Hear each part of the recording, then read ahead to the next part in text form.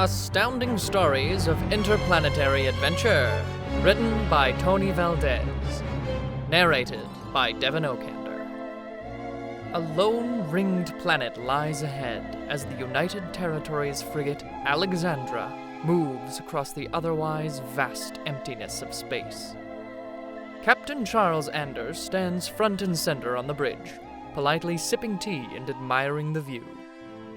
He stands proudly, full of age and wisdom, as technicians, navigators, and the like shuffle about. He turns to a young officer at a nearby console. "Surveillance report." "The sector is secure, Captain," Ensign Briggs replies. "No sign of enemy activity." "Very good. Keep her steady on. We'll make a quick pass around the planet and move out." Anders takes a look around. The long war has left his crew weary, and he can't afford mistakes. "Look alive, people. This is our last run in this quadrant. After this, we're headed back for some well-earned rack time." The crew responds with scattered smiles, cheers, and claps. The hope returns to their eyes.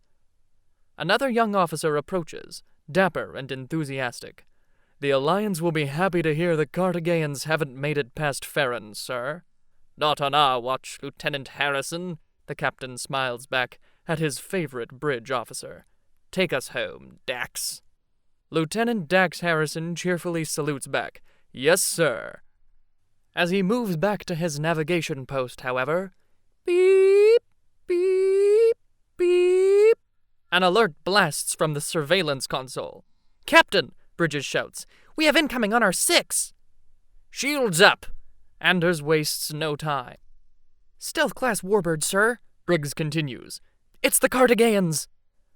Outside, a Cartagayan stealth fighter decloaks and zooms down towards the Alexandra, twin laser cannons firing. Anders barks orders at the crew as they scramble about the bridge. All business now.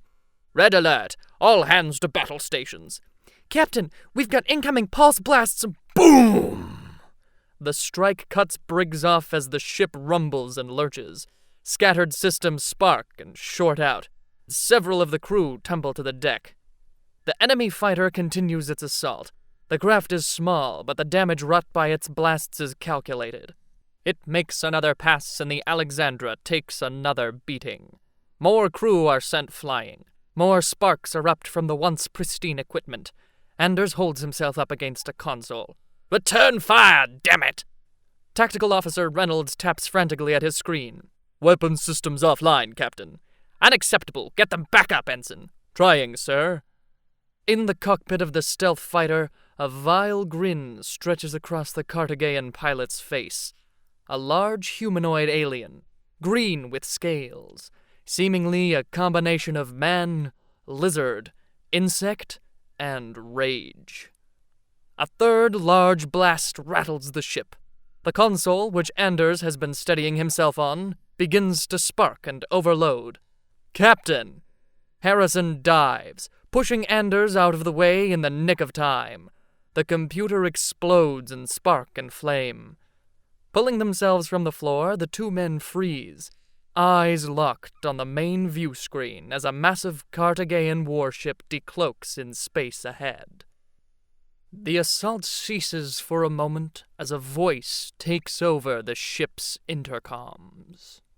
"Alliance vessel, shut down your engines and prepare to be boarded. Comply, or you will be destroyed." Anders gets back to his feet, grimacing at the Cartagayan commander's ultimatum. "We've got to run for it." Harrison is shocked at his captain. "Sir, shouldn't we stand and fight?" "We're out of options, Harrison." Another strike. Reynolds goes down for the count. Harrison takes command of the tactical station. "Sir, the hyperdrive is fried. On regular engines, they'll run us down in minutes." Anders lowers his head in exasperation. "Do we have any better suggestions?" The lieutenant gazes out to the view of the nearby planet, an idea sparking behind his eyes. "Head for Ferron." "What?" "Let them chase us into the planet's ring. We'll put all the power into the rear shields, but leave the deflectors down. We'll need to hold out just long enough. For what, Harrison? He turns to Anders with a grin. The right moment, sir. Moments later, the Alexandra moves towards the ring, passing through a sea of dust and rock. The Cartagena warship follows. The enemy commander returns to the intercom. You think you can hide? Ha! Foolish humans! You will be destroyed, along with the rest of your pitiful race. This galaxy is ours. Another blast sends the pilot flying from his seat. Harrison takes the helm. Shields at 20%. Anders warns, the time is now. Activating tractor. Harrison's hands fly across the consoles with precision. In space, a tractor beam activates in a column of light behind the Alexandra. Slowly, it begins to pull a large asteroid towards the ship, towing it close behind. Meanwhile, the warship continues its pursuit, closing in fast. From the bridge of the warship, the Cartagena commander glares at the Alexandra, narrowing his gaze quizzically at the asteroid in tow. Harrison monitors the action from the helm. Their dreaded pursuers are directly behind them now. Anders prepares himself at a nearby console. Ready? Ready! Deflectors in 3, 2, 1. Both men slam down on their consoles in unison. Outside, a storm of light begins to build at the rear of the ship. A fiery orange force field grows rapidly as the deflector energy smashes against the tractor beam. The two opposing forces rumble the entire ship, threatening to tear it to pieces. The tension mounts for a moment as Anders and Harrison watch from the bridge monitors, beads of sweat on their temples. More systems malfunction under the strain, overloading and bursting into flame. Anders shields himself from the flying sparks. Now, Dax! Now! Harrison slams the consoles again, releasing the tractor beam. The stifled deflector energy erupts, rocketing the massive asteroid back towards the pursuing warship. There's no time to react. Rock and ship collide, and the Cartageans are obliterated in a spectacular crash. Harrison breathes a sigh of relief. Roots and cheers are heard throughout the bridge from whatever crew members remain conscious. Hugs, pats on the back, and the like. Anders turns to Harrison with a salute. That was damn fine work, Lieutenant. I bet those green bastards will think twice after losing one of their flagships. Thank you, sir. He returns the salute. I may be exceeding my authority here, but I'd say the Alliance owes you a promotion when we get back. Before Harrison can respond, an explosion is heard from the entry to the bridge. All eyes lock on as the doors slides open. The stealth fighter pilot barges in with a hostage in his grip. The young lady cadet screams as the Cartagean barbarically shoves her into the room, a disintegration pistol trained at her head. Who destroyed the Akashata? The reptilian-like alien hisses with fury.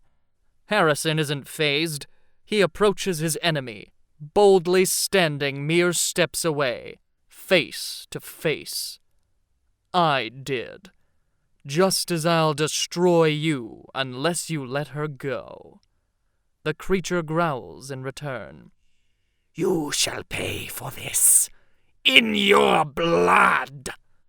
Harrison lunges at the Cartagean, pushing the pistol away in the nick of time. It fires, missing the young woman by inches. They struggle for control a moment, but Harrison deftly performs a series of Krav Maga, hand and elbow strikes, stunning the attacking alien. The gun drops free, and in one swift motion he grabs the free-falling pistol, spins around, blasts the Cartagean into dust, and catches the falling damsel in his arms as she faints. She comes to, gazing into her hero's eyes. You saved me. All in a day's work, ma'am. He would have killed me, she continues, holding tightly to Harrison's rippling muscles. He smiles back. "Not on my watch, Miss—" "Calico. Cassie Calico. And you are?" "Dax Harrison, at your service." The two kiss passionately, Miss Calico still dipped in his arms, her long golden hair blowing in a wind which seems to come from nowhere. The rest of the crew explode with applause and cheers all around. The music swells and... The scene continued on the television as a young 10-year-old boy watched on, gleefully awestruck. He gripped tightly to his Commander Harrison action figure, palms sweaty from the excitement of the made-for-TV movie. "Alex!" his mother lovingly but impatiently called. "Dinner's getting cold on the table." "Okay." Begrudgingly, he set his toy down, climbed off the Commander Harrison bedsheets, and headed out to the hallway as the commercial announcements began. "Our feature presentation of Commander Harrison, Birth of a Legend, will continue after this brief message."